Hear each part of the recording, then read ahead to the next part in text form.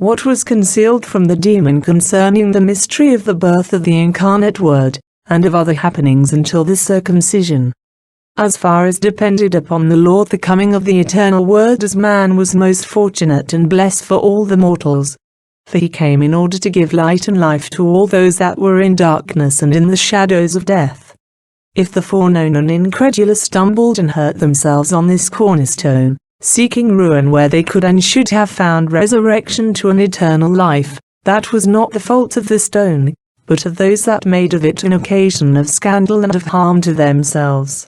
Only for hell the birth of the infant God was terrible, since he was the strong and invincible one, who came to despoil that armed enemy of his tyrannous rule, founded in lies, who had held his fortification in unjust yet peaceful possession for a long time. In order to depose this prince of the world and of darkness, it was befitting that the sacrament of the coming of the Word should be hidden from him.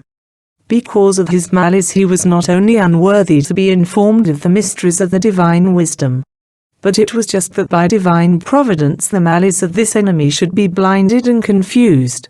In his malice he had brought into the world the deceit and blindness of sin and cast down the whole human race by the fall of Adam.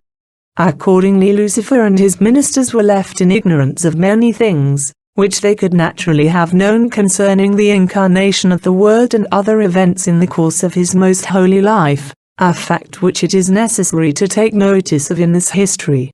For if he had known for certain that Christ was the true God, he evidently would not have procured his death, but he would have sought to prevent it, as will be said in its proper place.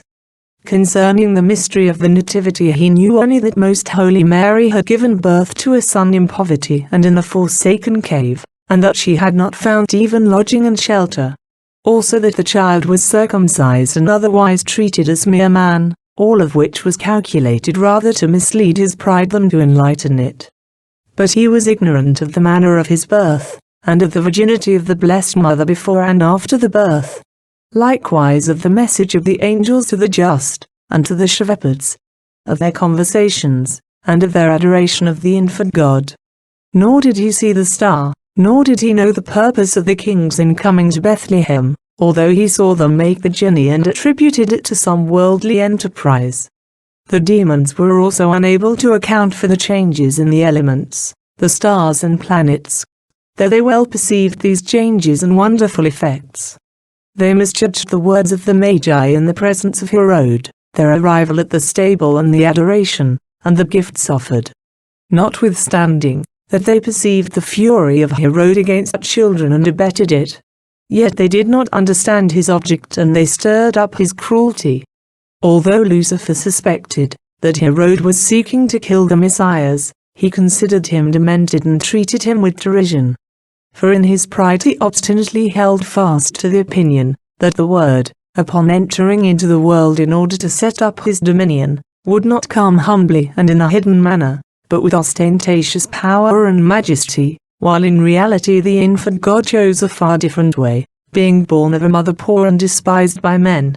Thus misled, Lucifer, having noticed some of the strange events connected with the Nativity, called together his helpers in hell, and said to them, I do not find any occasion for fear in the events which we have noticed in the world.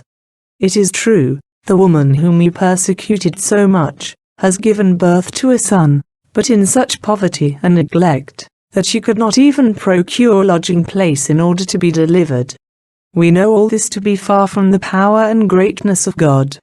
If he is to advance against us as weak as we have seen this child and as we have assured ourselves concerning it, he certainly can make no headway against our power. We need not fear that he is the Messiah's, since there is even a plot to kill him as being mortal like the rest of men. This does not seem to point to the salvation of the world, since he himself seems to stand in need of atoning for his fault by death. All these signs conflict with the purpose of the Messiah's in coming into the world, and therefore it seems to me that we can rest assured that he has not yet come. The ministers of evil approved of the decision of their damned chief, and they were all satisfied that the Messiahs had not yet come, for they were all accomplices in the malice and pride which blinded him.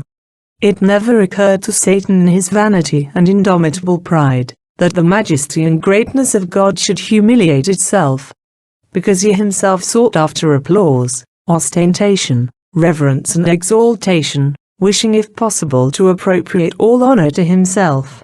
Since all honor was attainable by God, it never entered his mind that he would consent to the contrary and subject himself to humiliation, so much abhorred by the spirits of evil. O sons of vanity! What examples are not here given to you for your enlightenment? Great is the lesson which the humility of Christ, our teacher and our highest good, teaches and urges upon us. But if this does not move us, let the pride of Lucifer at least deter and frighten us. O vice, O sin, dreadful beyond human imagination, since it confused an angel of such high intellect so much, that he could judge of the infinite bounty by no other standard than that by which he judged himself and of his own malicious disposition. How far then does not man proceed in malice, if to his ignorance he joins guilt and pride? O unhappy and most foolish Lucifer!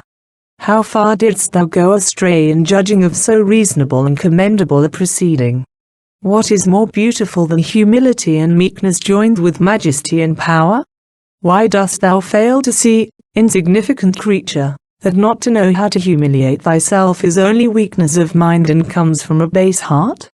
The magnanimous and truly great do not seek payment in vanity, nor do they seek after what is low, nor can they be satisfied with what is false and apparent. It is evident, O Lucifer, that thou art shut out from truth and but an ignorant guide for the blind, since thou didst fail to understand that the greatness of the bounty and love of God manifested and magnified itself in humility and obedience even to the death of the cross. All these errors and insanities of Lucifer and his ministers were known to the Mother of Wisdom and our Mistress, and with the just appreciation of such high mysteries she magnified and blessed the Lord, because he had concealed them from the proud and arrogant and revealed them to the poor and humble, thus beginning to overcome the tyranny of the demons. The kind mother offered up fervent prayers for all the mortals, who on account of their faults were unworthy of seeing the light, which for their salvation had appeared in the world. Of all this she reminded her most sweet Son with incomparable compassion and love for sinners. In these affections she spent most of the time of her stay in the cave of the Nativity. But as this place was bare of all comfort and much exposed to the inclemencies of the weather, the great lady was most solicitous for the shelter of her tender and sweet child. As a most prudent mother she had brought along a mantle, with which she covered him in addition to the ordinary swaddling clothes. Moreover she held him continually in the embrace of her sacred arms, except at times, when, in order to make Saint Joseph happy, she asked him to hold his incarnate God in his arms and serve him as a father. When for the first time she placed the infant God in his arms, the Most Holy Mary said to him, "My husband and my helper, receive in thy arms the Creator of heaven and earth and enjoy his amiable and sweet company, in order that my Lord and my God may be delighted and recompensed by thy faithful services. Take to thyself the treasure of the Eternal Father and participate in this blessing of the human race." And speaking interiorly to the divine infant, she said, "Sweetest love of my soul and light of my eyes, rest in the arms of Joseph, my friend and spouse. Do thou hold sweet intercourse with him and pardon me my shortcomings. Much do I feel the loss of thee even for one instant, but I wish to communicate without envy the good I have received, to all that are worthy." Her most faithful husband, acknowledging this new blessing, humbled himself to the earth and answered, "Lady and sovereign of the world, my spouse, how can I, being so unworthy, presume to hold in my arms God himself, in whose presence tremble the pillars of heaven? How can this vile omelet have courage to accept such an exalted favor? I am but dust and ashes, but do thou, Lady, assist me in my lowliness and ask his majesty to look upon me with clemency and make me worthy through his grace." His desire of holding the infant God and his reverential fear of him caused in Saint Joseph heroic acts of love, of faith, of humility and profoundest reverence.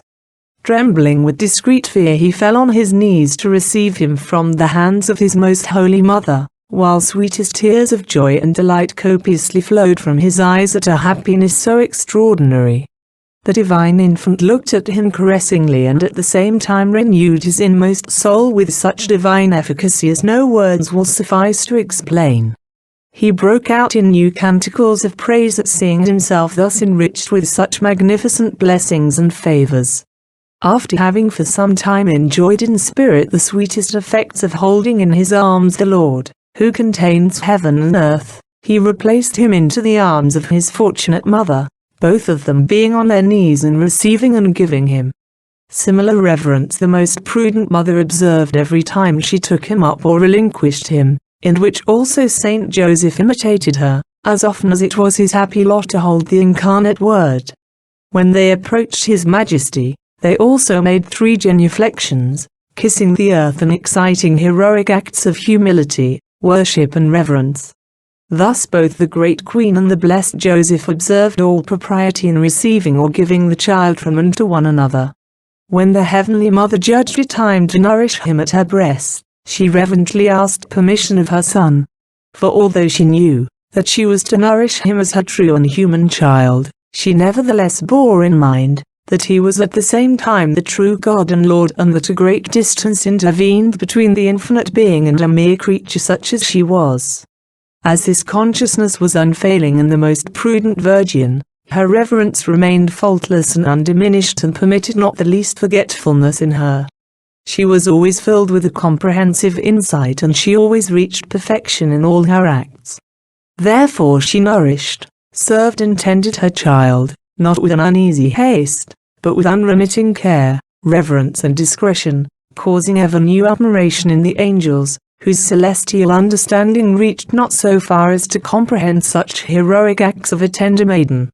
As they were always corporally present during the time which she spent at the gates of Bethlehem, they administered to her in all things demanded by the service of the infant God and of her. All these mysteries are so wonderful and admirable, and so worthy of our attention and remembrance, that we cannot deny our negligence in forgetting them, and we cannot acknowledge sufficiently what harm we are doing ourselves in ceasing to think of them, nor do we sufficiently understand the divine effect which the memory of them produces in the faithful and grateful children of the Church.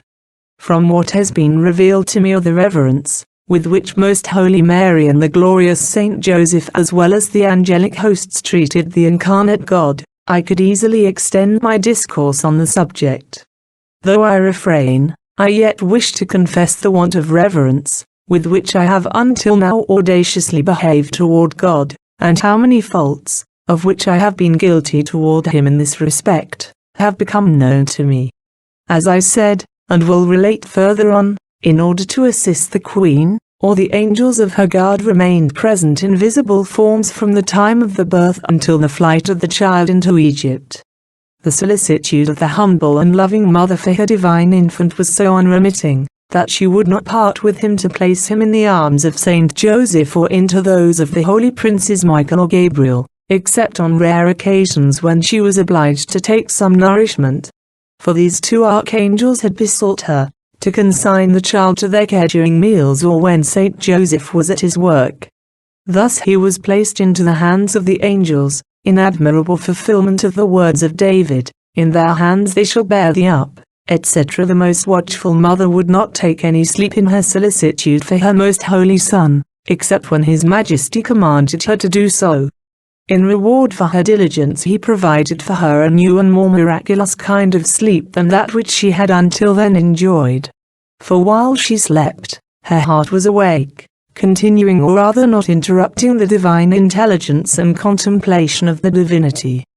But from this day on the Lord added still another miracle, namely, during the sleep, which was necessary, she retained in her arms the power of holding and embracing the child in the same way as if she were awake. And she gazed upon him with the eyes of her intellect, as if she were looking upon him with her bodily eyes, understanding all that she herself and her child did exteriorly in the meanwhile. Thus was miraculously fulfilled what is said in the Canticles, "I sleep, but my heart is awake."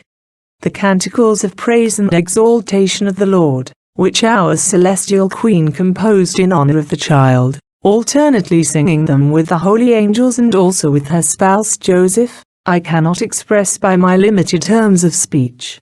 Of them alone there would be much to write, for they were uninterrupted. But the knowledge of them is reserved for the special enjoyment of the elect. Among all mortals the most faithful Joseph was privileged and blessed in this respect, for in many of them he himself participated and many of them he understood. Beside this he enjoyed another favor, of singular benefit and consolation to his soul and procured for him by the most prudent Virgin, namely, many times, in conversing with him of the child, she spoke of him as of our son. Not that he was the natural son of Saint Joseph, since in the supernatural order he was the son of the Eternal Father and in the natural order, the son of his Virgin Mother, but because in the opinion of men he was reputed to be the son of Joseph. This favor and privilege was of inestimable value to the saint and caused him immeasurable delight. On this account his heavenly spouse delighted in using this appellation when conversing about her son. Instruction which the Queen and Lady of Heaven gave me. My daughter, I see thee full of devout emulation of the happiness, which the intercourse with my son afforded me, my spouse and the holy angels, since we beheld him present to our bodily eyes as thou desirest for thyself, if it were possible. I wish to console thee and guide thy affections toward that which thou thyself canst and shouldst do according to thy condition in order to attain the same happiness which thou covetest in us. For this purpose, beloved, recall what thou hast already sufficiently understood concerning the ways of God in raising up those souls, whom he seeks with paternal love and affection. Thou hast attained this knowledge by being favored with so many particular calls and enlightenments of the Lord, wherein he continually waits at the portals of thy heart, and urges thee onward expecting thy conversion.